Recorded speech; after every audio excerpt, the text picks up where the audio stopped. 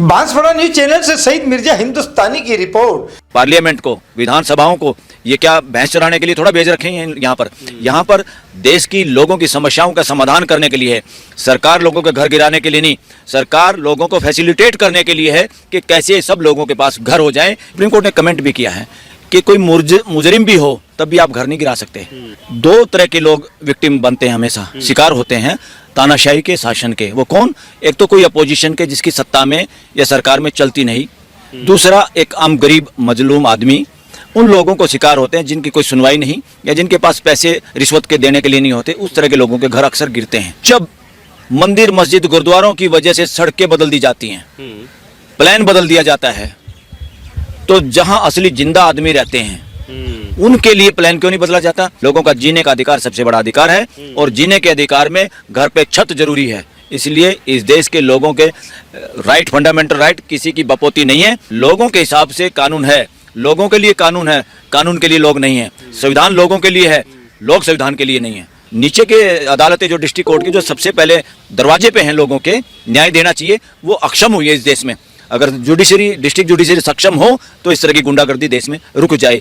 कोई भी गुंडा मवाड़ी लोगों को ये नहीं कह सकता जाओ तुम्हारा घर इलीगल है। इलीगल तरीके से चुने हुए प्रतिनिधि, जनप्रतिनिधियों को शर्म आनी चाहिए।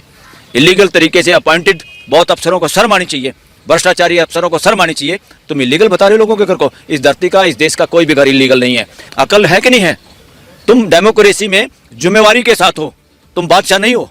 सरकार ये गुंडागर्दी जो चल रही है, इसी वजह से देश में भ्रष्टाचार चल रहा है। चाहे डीएम हो, चाहे पुलिस एसपी हो, ये क्यों इस तरह की गुंडागर्दी करें? क्योंकि नेता गुंडागर्दी पे उतारू हैं इस देश के और अपने आप को बादशाह समझ रहे हैं। एमएलए हो, एमपी हो, चंद दिनों में इनके पैसे बढ़ जाते हैं, इनके दुनिया भर के पैसे कमा लेते हैं। इन सबको झूठ बोलने वाली मशीन पे लिटाया जाए, सारे पार्लियामेंटेरियन को, सारे सीएम को, इंक्लूडिंग पीएम को, तब पता चले ये कितने देशभक्त हैं और कितने ये साफ सुथरे हैं।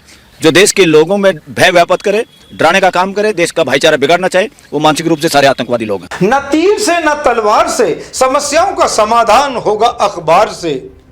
पत्रकारिता की दुनिया में एक और बढ़ता कदम।